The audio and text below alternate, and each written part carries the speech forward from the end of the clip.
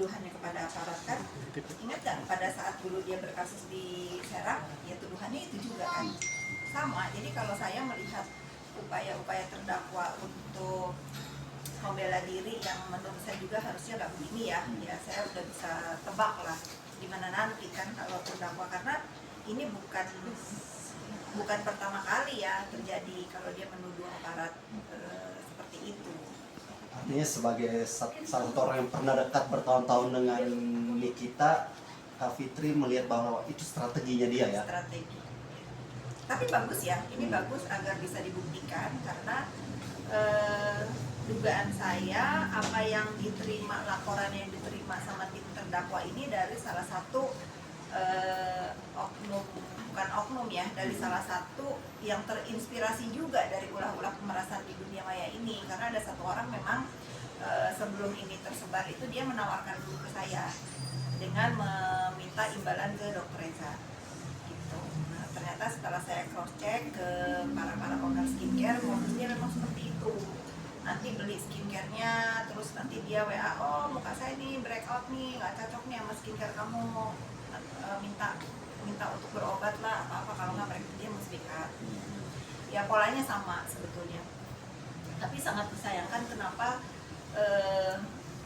kalau memang benar ya ini, kalau memang benar informasinya ini dari salah satu netizen ini diterima mentah-mentah oleh pihak terdakwa, harusnya dicek dulu ini orang siapa sih yang kasih informasi, apakah dia memang benar orangnya, apakah track recordnya juga benar. Ternyata kan begitu di spill di dunia maya memang ini orang banyak masalah kan yang kasih informasi ke terdakwa ini.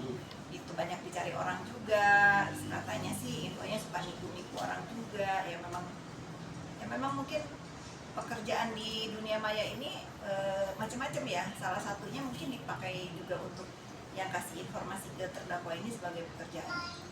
Tapi Kak Fitri kalau melihat sidang kemarin, kembali lagi kisruh dan kisruh terus di setiap sidang. Jadi mau melihatnya seperti apa sih Kak? Ini memang seperti memang sudah tabiatnya terdakwa kah? Ya, atau seperti apakah?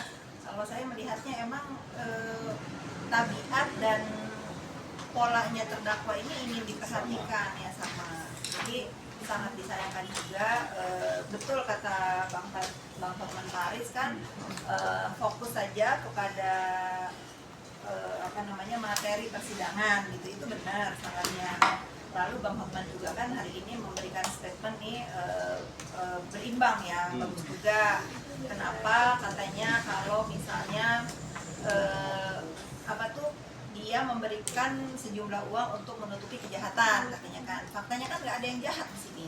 Faktanya kan produknya Dr. Reza nggak ada yang bermasalah, nggak ada yang ditarik BPOM, nggak ada yang hanya produk yang dipakai untuk treatment di salonnya memang yang bermasalah. Tapi kan itu sudah dijawab ya, bukan satu kejahatan. Jadi menurut aku ini Bang Hotman mohon izin karena saya ada di sana, ya tidak ada pemberian uang dari Dr. Reza itu untuk menutupi kejahatan. Yang ada dia memberikan uang itu karena takut dicemarkan, dirusak kredibilitasnya sebagai seorang dokter. Ancamannya itu. Oke Kak Fitri, ini juga Bang Hotman sempat mengimbau juga kepada para fans dari kita untuk lebih fokus ke pokok perkara permasalahan, tidak melihat dari sisi lainnya. Gimana nih Kak Fitri? Ya itu bagus. Itu bagus banget ya, itu harusnya seperti itu gitu. Jangan bersikap dan malah memperburuk keadaannya terdakwa di sana, karena kan semua persidangan itu dinilai ya, baik dari sikap terdakwa sendiri, lalu dari dari pembelanya ya, dari pengunjung juga, karena semakin tidak kondusif jalannya persidangan, semakin lama terdakwa mendapatkan kepastian hukum. Karena akhirnya apa? Sidangnya diskors. Orang mau bersaksi itu kan perlu konsentrasi ya. Siapa tahu harusnya saksi ini meringankan terdakwa karena diteriakin, karena euforia jadi buyar, mau jawab apa jadi lupa. Ya sikap-sikap santun di dalam persidangan harusnya terjaga. Tapi Kak, kalau melihat kesaksian dari Samira kemarin, Mm-mm.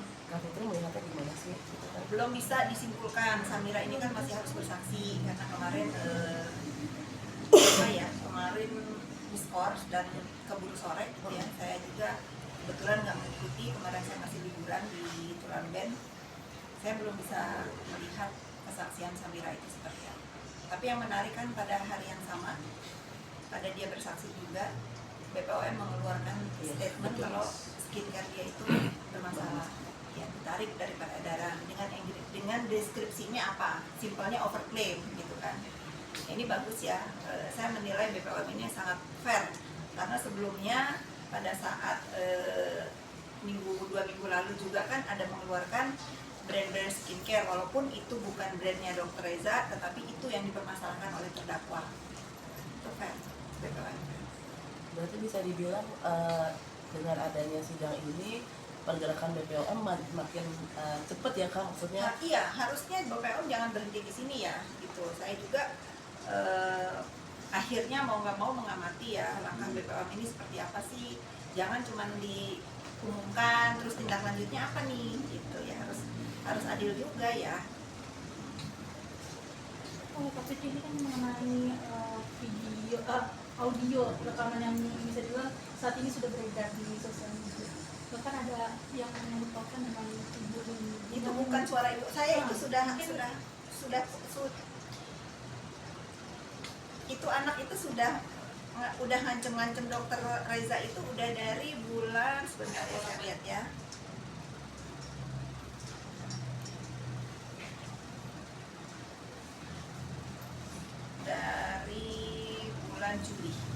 dari bulan Juli dia itu udah ngirimin rekaman-rekaman ke saya seperti ini. Cuman emang saat itu nggak kita gubris karena nggak benar gitu.